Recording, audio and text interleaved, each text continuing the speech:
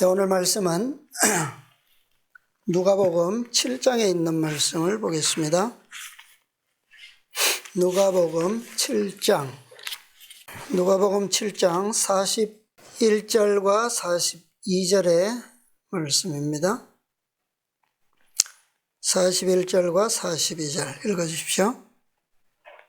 가라사대 빚주는 사람에게 빚진 자가 둘이 있어 하나는 500데나리온을 졌고 하나는 50데나리온을 졌는데 갚을 것이 없으므로 둘 다 탕감하여 주었으나 둘 중에 누가 저를 더 사랑하겠느냐. 네, 아멘. 자, 이 짧은 비유 속에 있는 교훈의 말씀을 오늘 살펴보겠습니다. 자, 우리 빚진 자의 비유, 두 빚진 자인데 한 사람은 500데나리온을 졌고 한 사람은 50데나리온, 10분의 1이죠. 예, 근데 둘 다 형편이 어떻습니까? 예, 갚을 것이 없어요. 그래서 둘 다 탕감하여 주었다. 근데 질문은 뭐예요? 누가 주인을 더 사랑하겠느냐?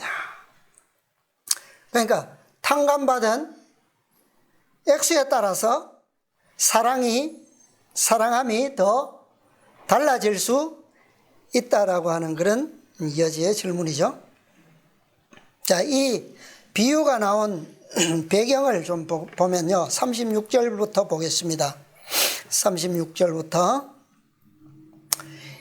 한 바리새인이 예수께 자기와 함께 잡수시기를 청하니 이에 바리새인의 집에 들어가 앉으셨을 때에, 자, 여기 한 바리새인이 예수님을 제자들과 함께 초청했어요.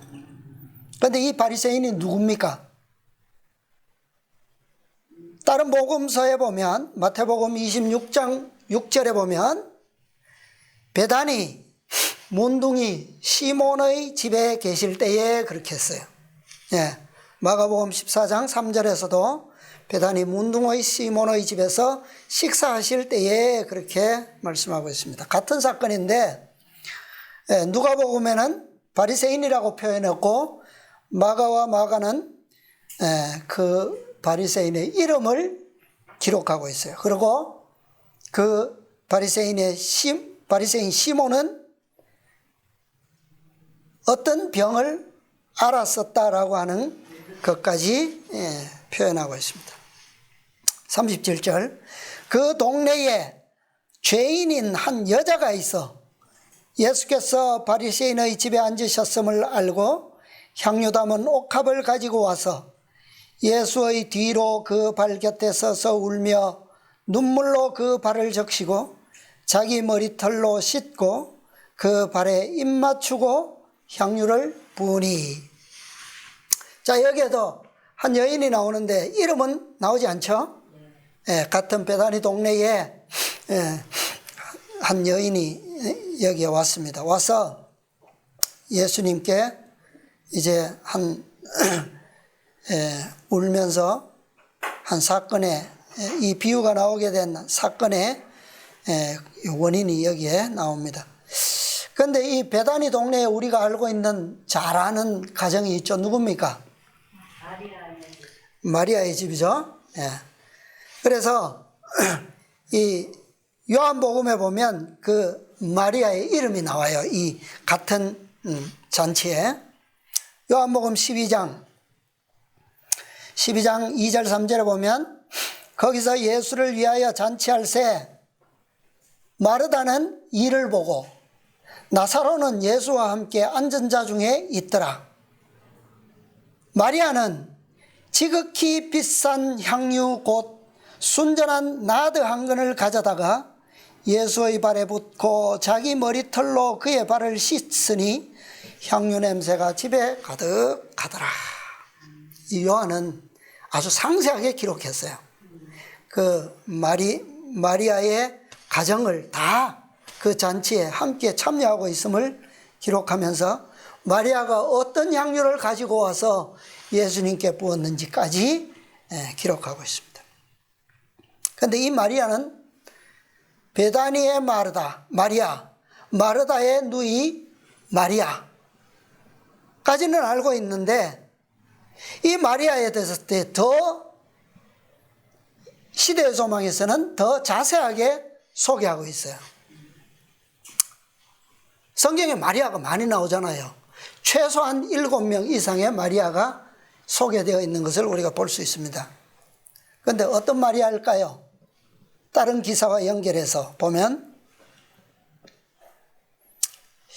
제가 매 수년 전에 이 소개한 기억이 어렴풋이 나는데요.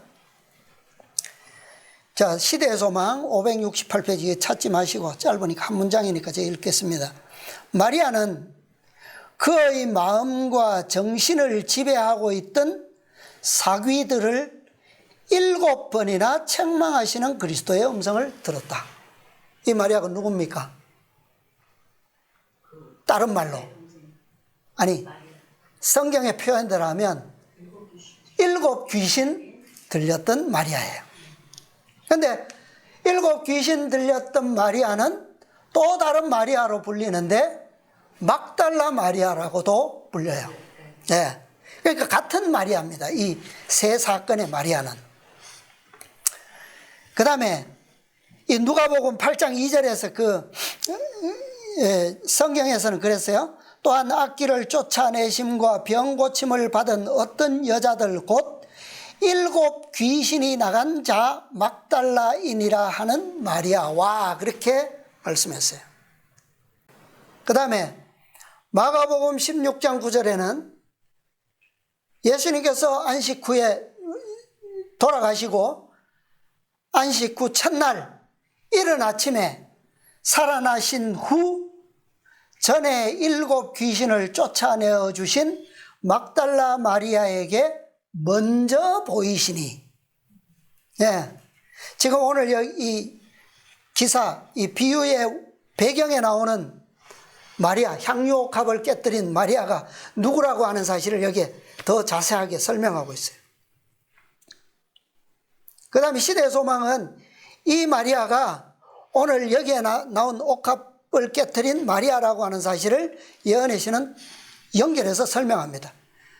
예수의 부활 후에 무덤에 제일 먼저 나타난 사람은 마리아였다.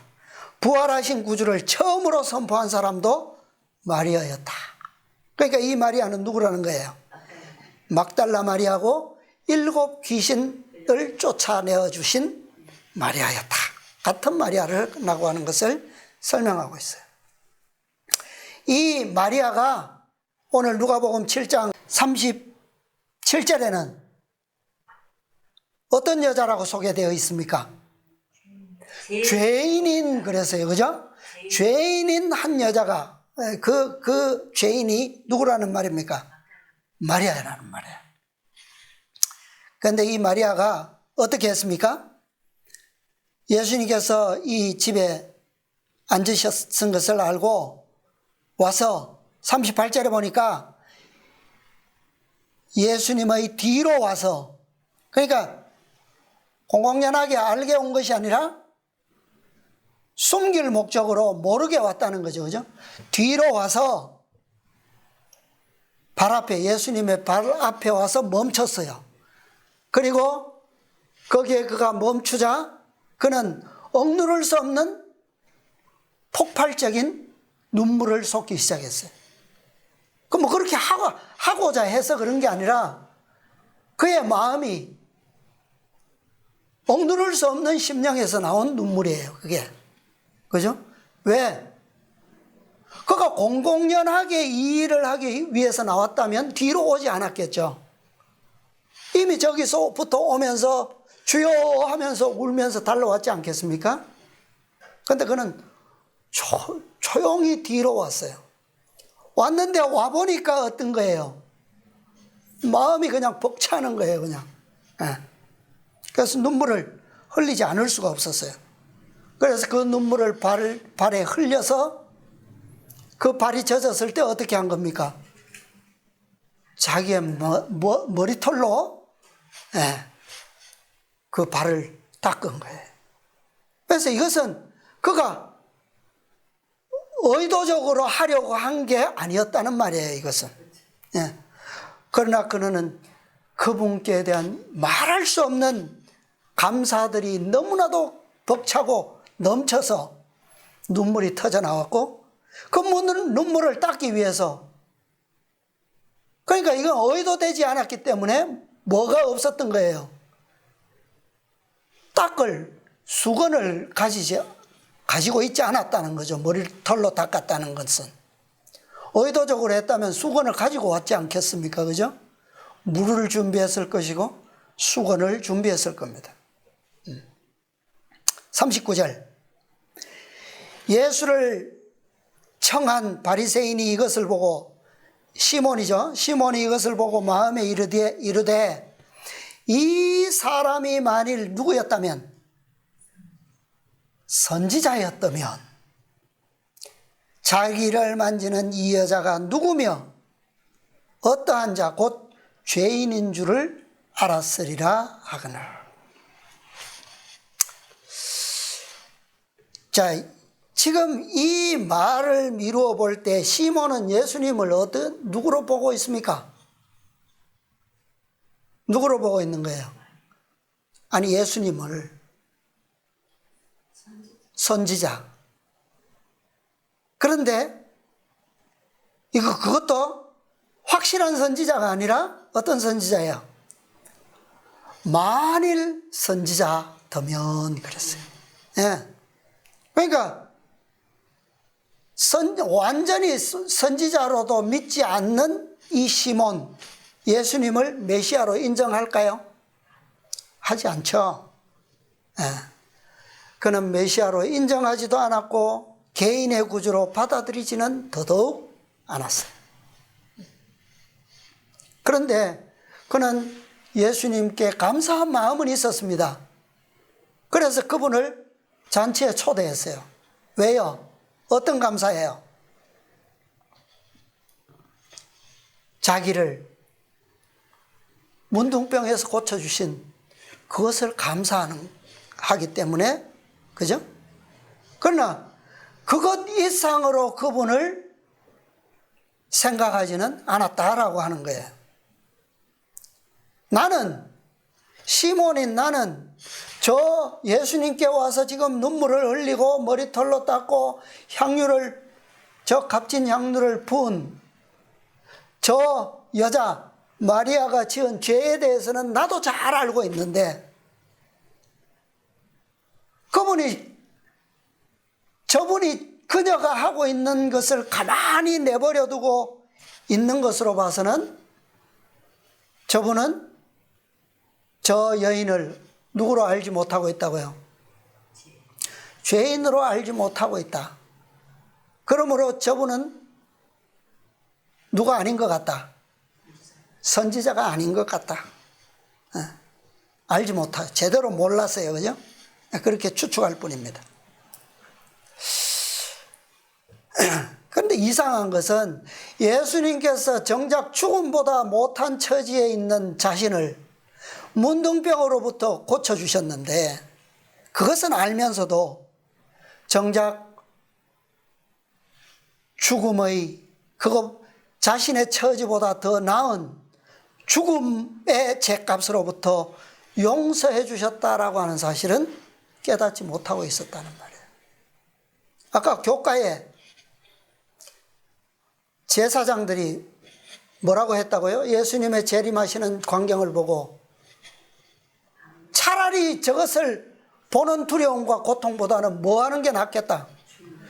죽는 것이, 상과 바위가 우리 위에 바로 탁 떨어져서 콱 죽어버리면 더 낫겠다. 그러니까 저들에게 더 못한, 더 힘든 처지가 어떤 처지인 거예요?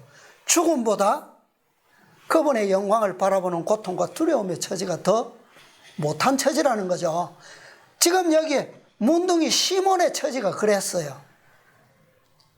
문둥병을 앓고 있다는 하는 그 처지는 그냥 죽는 것보다 못하다는 처지예요. 살아있지만 죽음보다 못한 처지. 그런데 그런 처지에서 구원받은 것은 알면서도 영원한 죄값으로부터 구원받았다라고 하는 것은 그는 모르고 있다는 거예요. 네.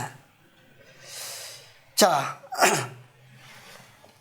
그래서 예수님께서 시몬아, 내가 네게 이를 말이 있다 하시면서 이 41절과 42절에 이 두 빚진 자의 비유를 주셨어요. 자, 하나는 500데나리온을 졌고 하나는 50데나리온을 졌다. 자, 500데나리온이면 얼마입니까? 우리가 알고 있는 쉬운 계산으로 하면 한 데나리온이 노동자의 하루 품삯이죠. 그러면 500데나리온이면 얼마입니까? 500일인데 우리가 500일 다 일할 수 있는 거 아니잖아요. 그죠? 최소한 안식일은 쉬어야 되잖아요. 그죠? 네. 그러면 결국 계산해 보면 어림잡아도 1년하고도 반년이 더 되는, 그죠? 더 넘는 날수의 품삯이라는 거죠. 근데 한 사람은 그보다 훨씬 적은 50데나리온을 졌어요. 10분의 1. 차이가 크죠? 그런데 문제는 뭐예요? 42절에 보면 문제는 뭡니까? 둘 다 뭐예요? 하나만 갚을 거죠. 네, 하나는 500이고 엄청나고 하나는 50 얼마 안 되는데 둘 다 갚을 것이 없다라고 하는 게 문제입니다. 아니 50데나리온은 갚을 수 있다라고 하는 여지를 주셨으면 얼마나 좋았을까요? 그죠? 500은 우리가 좀 무리라고 생각하더라도 50은 50일만 일하면 되는데 한 2달만 하면 되는데, 그죠? 그런데 갚을 것이 없으므로 둘 다 탕감하여 주었으니, 그러니까 50데나리온은 시간만 주어진다면, 그죠? 잠깐의 시간만 더 주어진다면 내가 성실하게 일해서 갚을 수 있어요. 500데나리온은 갚기는 좀 결코 쉽지 않은 큰 빚이죠. 그죠? 틀림없어요. 그런데 42절에 갚을 것이 없으므로 둘 다 탕감해 주었다라고 하는 이 말씀 속에는 어떤 의미가 있습니까? 뭐 500은 그렇다 치고 50도 뭐요? 갚을 능력이 없다는 것이 분명하다는 거죠. 그래서 주인은 탕감해 주는 길밖에는 방법이 없었어요. 탕감해 주든가 안 해주든가, 어쨌든 안 해줘도 뭐요? 갚을 능력은 없어요. 자, 그 말은 흠정역에 보면 이렇게 번역되어 있습니다. 전혀 갚을 것이 없으므로 이렇게 말씀이 되어 있어요. 전혀 없다. 그런 의미는 뭐냐면 현재 그만한 돈이, 그만한 데나리온이 없을 뿐만 아니라 소유한 것뿐만 아니라 앞으로 획득하여 소유할 수 있는 어떤 가능성까지도 없다는 말이에요. 그런 의미예요. 그렇잖아요. 그죠? 전혀 없다. 그것은 어떤 방법도 없다는 말이에요. 데나리온이 없는 것뿐만 아니라 어떤 방법으로도 갚을 능력이 없다는 말이에요. 자, 그래서 이 사건과 비유의 시간적 배경을 통해서 보면 이 의미는 현재 이 두 사람의 형편은 데나리온을 얻을 능력도 없고 설사 능력이 있다 해도, 얻을 수 있는 능력이 있다 해도 불가능한데, 왜? 시간적 여유까지도 없다라고 하는 의미예요. 어떤 방법으로도 갚을 수 없다는 거예요. 그러므로 주인은 둘 다 어떻게 해요? 너그러이 탕감해 준 것입니다. 자, 왜 시간적 여유까지도 없을까? 그 나중에 또 한번 생각해 보고요. 자, 그러면서 질문의 끝에 시몬에게 둘 중에 누가 저를 더 사랑하겠느냐? 시몬이 뭐라고 대답했습니까? 옳은 대답을 했죠? 43절에 제 생각에는 누가요? 많이 탕감함을 받은 자니이다. 가라사대 네 판단이 옳다 하시고, 예수님께서 질문을 이렇게 하셨어요. 누가 사랑하겠느냐가 아니라 누가 뭐요? 더 사랑하겠느냐, 이렇게 질문하셨어요. 예수님께서는 이때뿐만 아니라 이때 말고도 비슷한 질문을 하신 적이 있어요. 언제입니까? 누구한테 했어요? 베드로에게. 네가 이 사람들보다 나를 더 사랑하느냐? 그렇게 물으셨어요. 베드로는 그렇다고 대답했죠. 네, 그렇다고 왜요? 그게 맞아요. 그죠? 복음서 어디를 봐도 베드로는 다른 동료들보다, 제자들보다 확실히 어땠습니까? 예수님께 대하여 실패도 더 많이 했고 더 많은 허물들을 가지고 있죠. 그죠? 네. 그런 모든 실패와 허물에도 불구하고 그는 여전히 예수님의 제자로 있었어요. 남아 있었어요.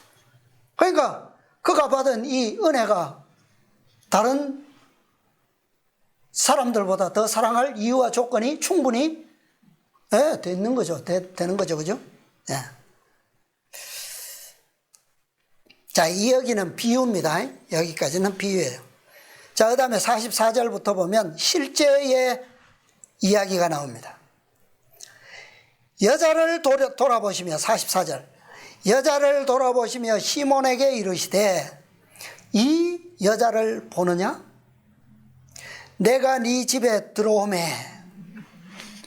자, 이 여자를 보면서 질문하셨어요. 이 여자를 보느냐? 어떤 여자입니까? 어떤 여자예요? 말이 안 돼. 어떤 여자예요 지금? 죄인을 보고 있는 게 아니에요. 지금 예수님과 시몬이 지금 보는 이 여인, 어떤 여인이에요? 자기의 눈물로 어떻게 했어요? 예수님의 발을 적시고, 그 다음에 자기의 머리털로 그 발을 닦고, 자기의 전 재산을 털어서 산 향유를 어떻게 했습니까? 예수님의 발에 부은 여자. 그 여자를 보느냐? 어디서요? 어디서? 너의 집에서. 예. 지금 누구의 집입니까? 이 집이 시몬의 집이에요. 바리새인 시몬의 집. 그러니까 자, 이 질문의 의미가 그런 거예요. 누구보다도 정결의 법을 중요시하는 사람들이 누굽니까? 바리새인들이에요. 그죠? 근데 그 바리새인인 시몬의 집에 내가 들어왔는데 네가 초대해서 내가 손님으로 잔치에 초대되어 왔는데 정작 그 정결의 의식을 해줄 너는 아니고 누가요? 네가 생각하는 이 죄인인 이 여자가 그 일을 하는데 어떻게 해요? 완전 생각지도 못한 것을 하고 있는 거죠. 그죠? 네.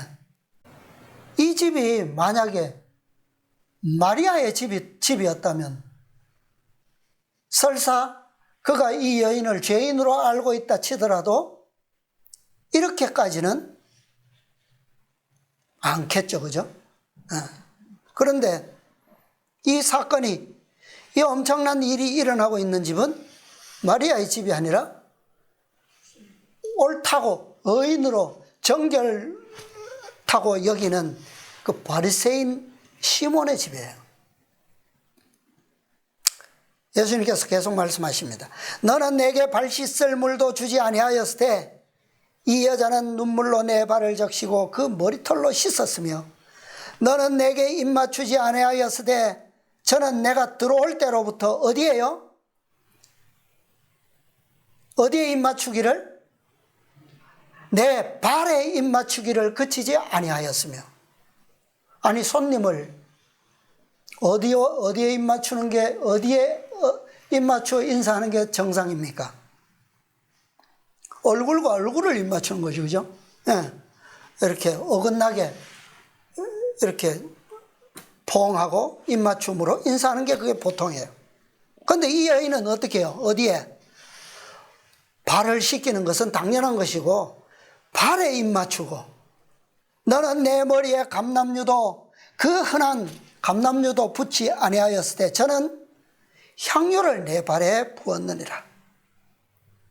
그러므로 내가 네게 말하노니 저의 많은 죄가 사하여졌도다. 이는 저의 사랑함이 많음이라. 사함을 받은 일이 적은 자는 적게 사랑하느니라.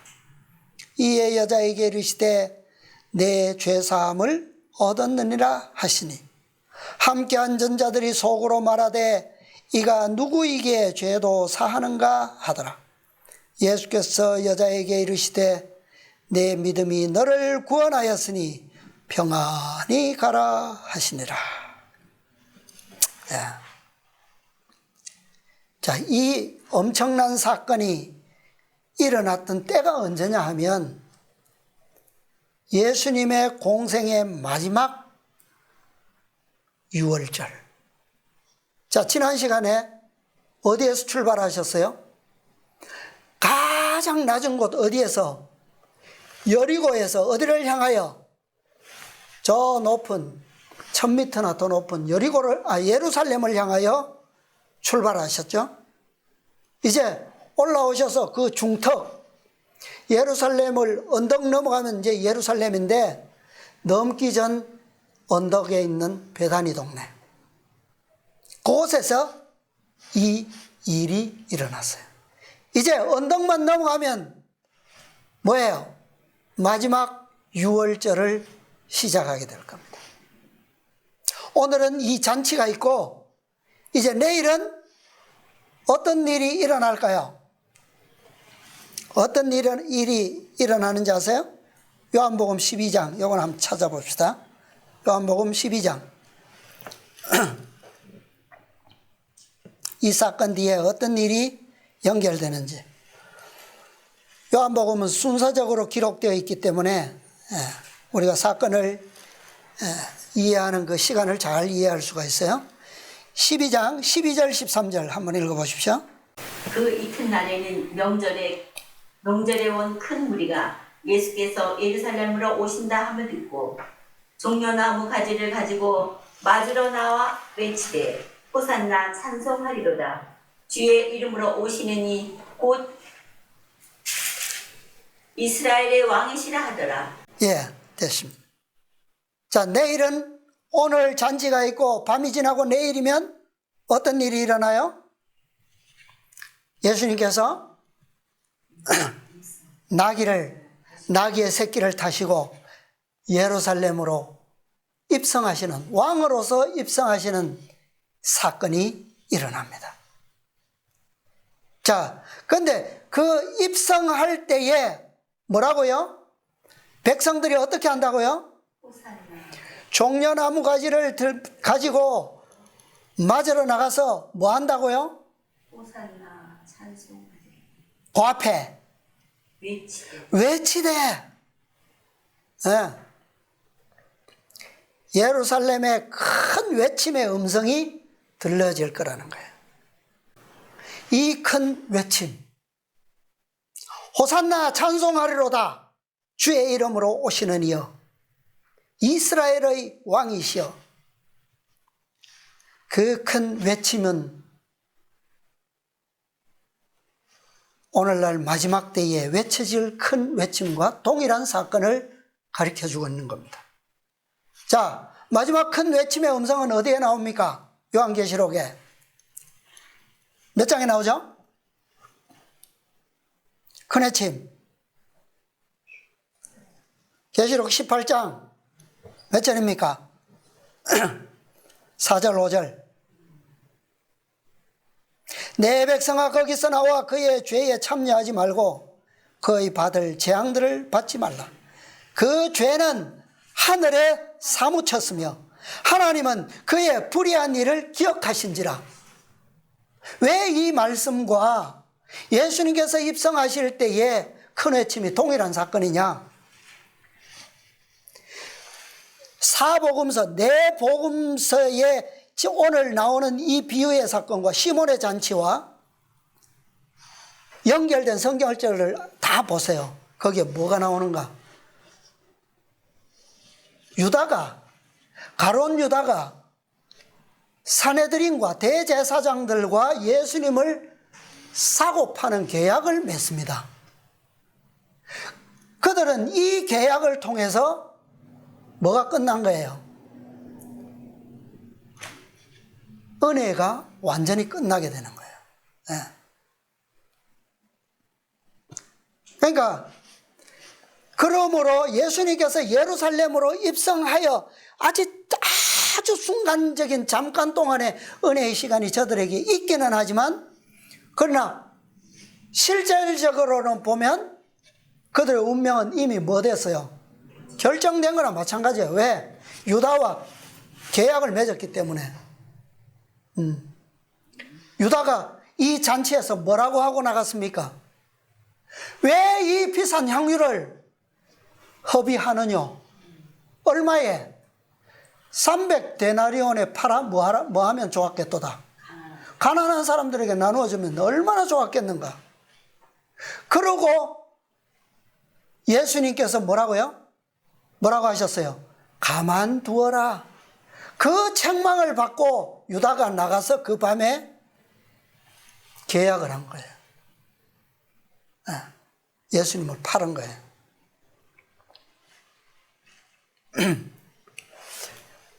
자, 계시록 18장의 천사는 뭐라고 외칩니까? 무너졌도다, 무너졌도다, 큰 성 바벨론이요. 자, 큰 성 바벨론이 무너졌음을 선포하는데, 자, 이 바벨론의 무너짐은 어디에서도 외쳐졌어요? 계시록 18장 2절에 나오는 이 또 다른 천사의 외치는 바벨론이 무너졌다라고 하는 외침은 언제도 외쳐진 적이 있습니까? 계시록 14장에서도 외쳐진 적이 있죠. 둘째 천사에 의해서. 그죠? 근데 그때도 바벨론이 무너졌다 그랬는데 왜 여기 와서 또다시 반복합니까? 이 선포는 14장에서 둘째 천사가 선포한 그 바벨론만을 의미하는 게 아니고, 그것을 포함해서 초기 문집 277페이지 큰 외침장에 보면 포함해서 이렇게 돼 있어요. 1844년 이후에 교회가 처하여 온 타락상을 재차 지적하면서 반복되었다.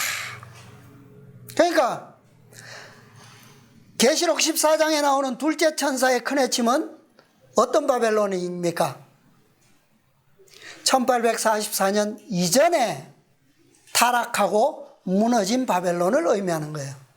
셋째 천사의 기별을 받아들이지 아니한 교회들을 향한 외침이란 말이에요.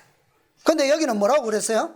계시록 18장 2절에 재차 반복하는 바벨론의 무너짐의 선포는 언제를 얘기하는 거라고요? 1844년 이후에 교회가 처하여 온 타락상을 지적하는 것이다. 어떤 교회도 포함됩니까?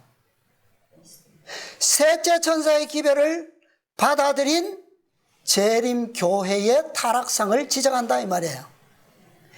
이 천사의 사업이 적시에 나타나 마지막 큰 사업인 셋째 천사의 기별의 큰 외침과 동시에 행해지고 있다. 그러면 자, 예수님께서 예루살렘으로 입성하실 때에 외쳐진 그 큰 외침, 아직은 뭐가 있다고요? 잠시 아주 짧은 순간에 은혜의 시간이 남아있는 겁니다. 오늘날 큰 외침이 외쳐질 때는 아직도 누구에게요? 마지막 백성, 예루살렘, 선택받은, 부름받고 택함을 받은 백성, 이스라엘 백성에게 아직은 뭐가 있다는 겁니까? 순간적으로 잠시 동안의 은혜의 시간이 언제? 이 큰 외침을 통해서 주어질 것이다 라고 하는 것을 말하고 있는 거예요. 그래서 비유에서 나온 500데나리온에 빚진 여인, 이 여인이 300데나리온의 향유를 어디에서 퍼뜨렸어요? 어디에서? 바리새인 집, 시몬의 집에서 잔치석상에서 깨뜨려서 그는 모르게 하려고 했는데 의도와 다르게 어떻게 돼버렸어요? 그 방 안에 퍼져갖고 모든 사람이 다 알게 돼버렸어요. 이것이 표상입니다. 표상. 이 사건이 표상인 거예요. 어떤 표상이라고요? 마지막 늦은 비와 큰 외침에 대한 표상이라는 거예요. 이 비유의 실체는 다섯째 천사의 기별의 사명을 받은 교회가 셋째 천사의 큰 외침을 하게 될 것을 말하고 있는 거예요. 그게 500과 300이라고 하는 숫자가 말해주고 있는 겁니다. 다섯 천사의 기별을 받은 그 사명을 이해하고 받은 백성이 받은 누구요? 정확하게 말하면 이 사건의 누굽니까? 여인은 뭐예요? 교회잖아요.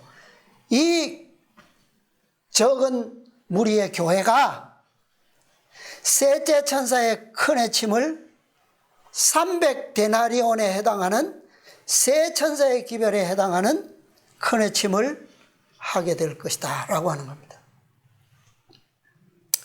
왜 이 사명을, 왜 하필 이 남은 교회가 하게 될 큰 외침의 고상한 엄청난 사건이잖아요. 이 놀라운 마지막 사명을 왜 하필이면 마리아처럼 죄인이라고 불리우는 마리아와 같은 이런 여인이 하는 겁니까?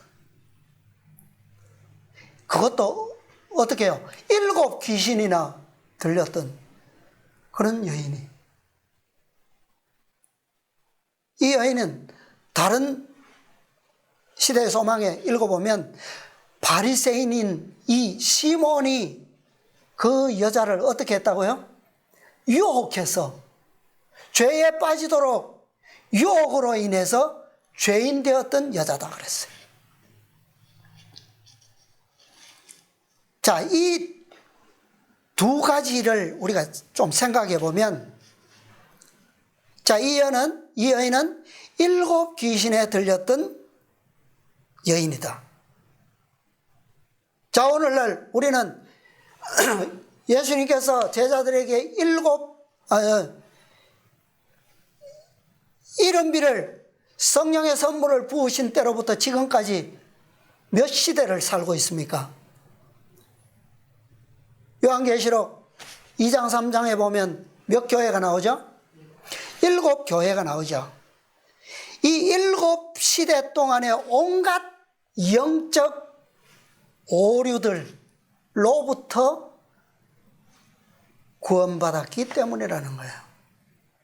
마리아가 이 7 귀신으로부터 구원받았다, 쫓아냄을 당했다라고 하는 그 역사는 바로 예수님께서 세우셨던 이 교회의 백성들이 7 시대를 지나는 동안에 사단이 만들어낸 온갖 악령들로부터 시달림을 받았지만, 오류들로부터 제정신이 아닌 그런 상태였지만, 누구로부터요?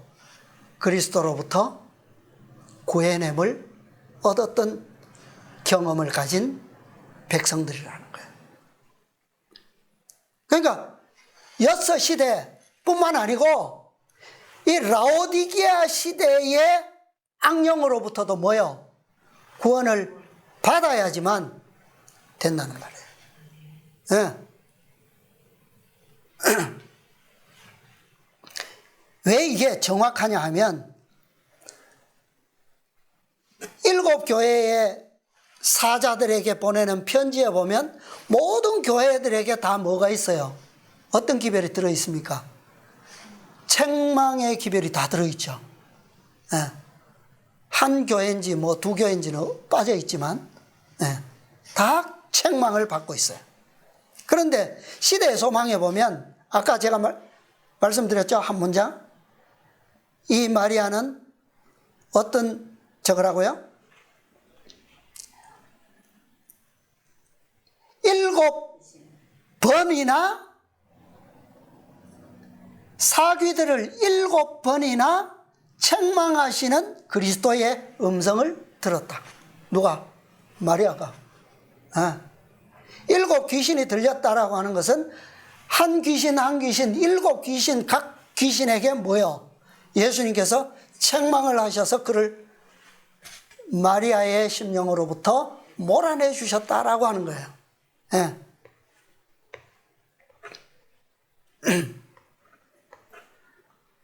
자, 그래서 이 여인은 마지막 바리새인인 이 재림교회, 예루살렘의 대표적인 백성 바리새인, 그죠?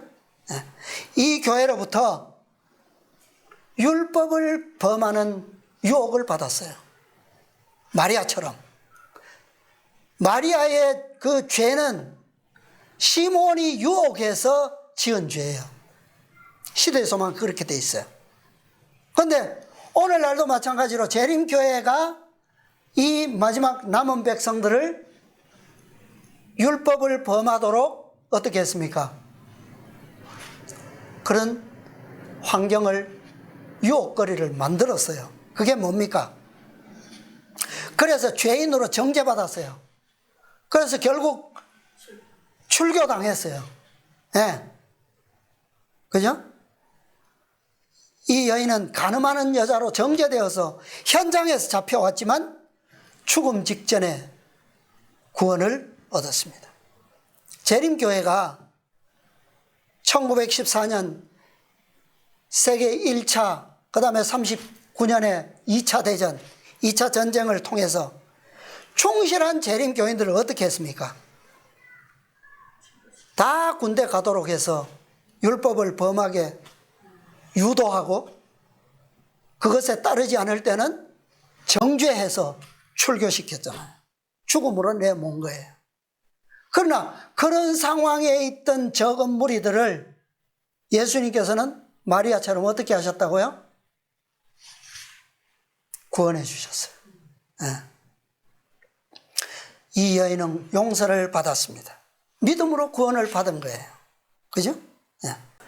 자, 이제 시대 소망에 있는 말씀 좀 보겠습니다. 늦은 비는 마리아처럼 준비된 여인에게, 교회에게 내려져요. 그런데 시대 소망 560페이지 보면 이 향기는 마리아의 믿음과 사랑의 보증으로서 풍긴다. 온 방에 가득 채워졌다라고 돼 있어요. 무엇으로요? 마리아의 믿음과 사랑의 보증으로서.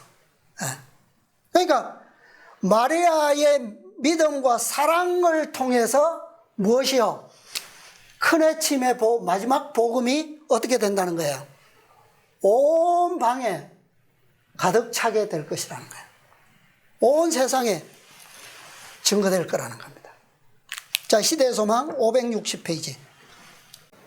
구속의 역사 835페이지 왼쪽 단. 왼쪽에 첫 문단 보겠습니다. 마리아는 자기의 사랑의 행위의 의미를 충분히 깨닫지 못하였다. 그는 비난자들의 말에 답변할 수가 없었다. 누가요? 시몬은 뭐라고 했어요? 마음에 저 죄인이 저 비싼 것을, 유다가 300데나리온짜리를 그죠? 비난했어요. 그런데 마리아는 왜 자신이 그렇게 했는지도 모르고 설명할 수도 없어요.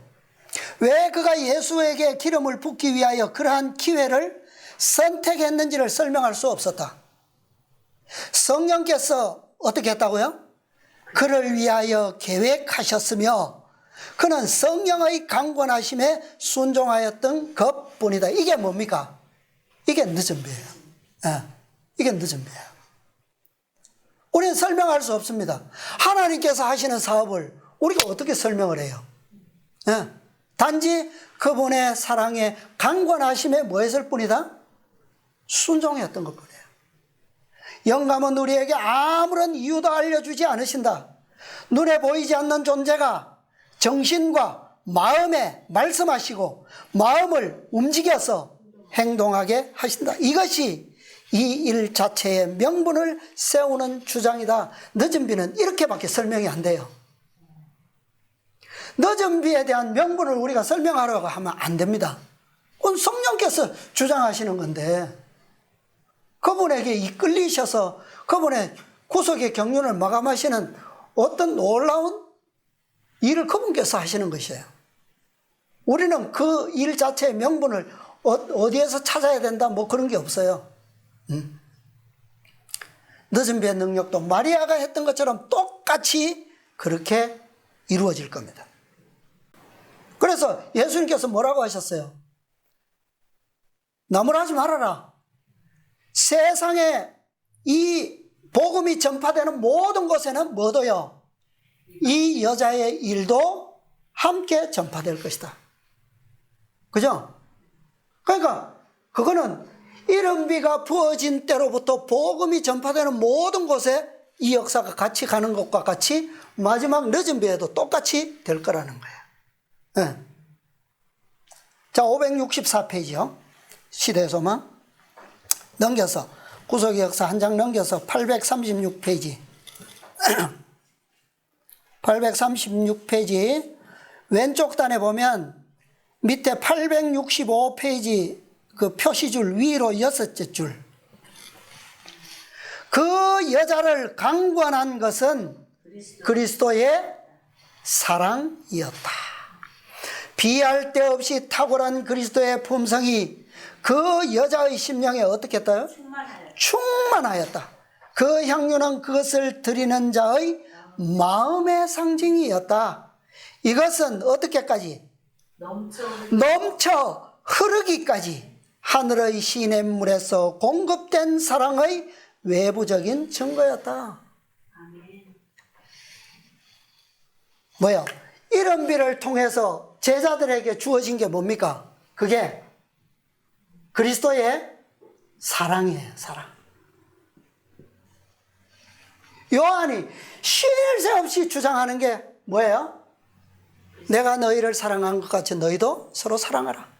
사랑은 여기 있나니 사랑의 증거는 이것이니 뭐 맨날 강조하는 게 이거예요. 사랑. 그리스도의 사랑입니다. 이것이 이른비로부터 오순절 때부터 시작해서 언제까지?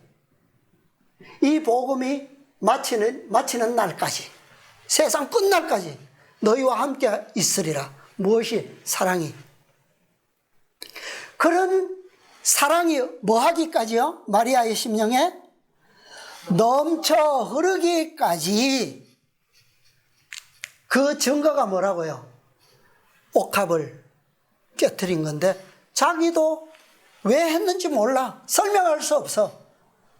그런데 성령의 강권하심에 이끌려서 하고 보니까 그렇게 됐다는 거야. 그게 언제도요, 늦은 빛 때도 그렇게 성취될 거라는 거예요. 그 조건이 뭡니까? 이 사랑이 뭐 해야 돼요? 끊임없이 어디에서? 하늘의 시냇물에서 공급된 사랑. 끊임없이 채워진 사랑의 증거로 나타나는 것이다, 이 말이에요. 늦은 비는 이런 자들에게 부어질 것입니다. 늦은 비는 결코 낭비가 아니에요. 이른 비는 영광스러웠다. 그런데 늦은 비는 더 영광스러울 것이다. 낭비가 아니에요. 그것은 여유 있는 구속의 경륜을 보여주는 말씀입니다. 구속의 경륜. 누가 보다 가룟 유다가 지적한 것처럼 왜 낭비하느냐, 그게 아니에요. 예수님의 용서는, 마리아는 비록 300데나리온의 옥합을 깨뜨렸지만 그가 용서받은 것은 얼마라고요? 500데나리온. 구속의 은혜는, 용서의 은혜는, 구속의 경륜이 가지고 있는 사랑은 뭐 하는 것이다? 여유가 있는 것이다. 넘치는 거예요. 그걸 얘기하는 거예요. 자, 마지막으로 마리아에 대한 말씀을 거기서부터 보겠습니다. 838페이지 왼쪽 단 아래. 마리아는 큰 죄인처럼 주목을 받았었으나 그리스도께서는 그의 생애를 꼴지어왔던 환경들을 아셨다. 그는 마리아의 영혼 속에 있는 모든 희망의 불꽃을 끄칠 수도 있으셨지만 그렇게 하지 않으셨다. 여기에 나오는 마리아는 교회입니다. 교회. 여인. 절망과 파멸에서 마리아를 건져주신 분은 그리스도셨다. 마리아는 그의 마음과 정신을 지배하고 있던 사귀들을 7번이나 책망하시는 그리스도의 음성을 들었다. 그를 위하여 아버지께 힘써 탄원하시는 예수의 음성을 들었다. 그는 예수의 흠없는 순결에 비하여 죄가 얼마나 더러운 것임을 알고 예수의 능력을 통하여 승리해 왔었다. 예수님께서 요한복음 17장에 그분께서 제자들을 위해서 기도하신 것은 오늘날 마지막 교회를 위해서 기도하신 거예요. 자, 그 다음 계속 봅니다. 인간의 안목으로 그 여자의 경우가 희망이 없는 것처럼 보일 때에 그리스도께서는 마리아에게서 선의 가능성을 발견하셨다. 예수께서는 그녀의 품성의 보다 나은 특성을 보셨다. 구속의 경륜은 큰 가능성을 가지고 인간에게 주어졌다.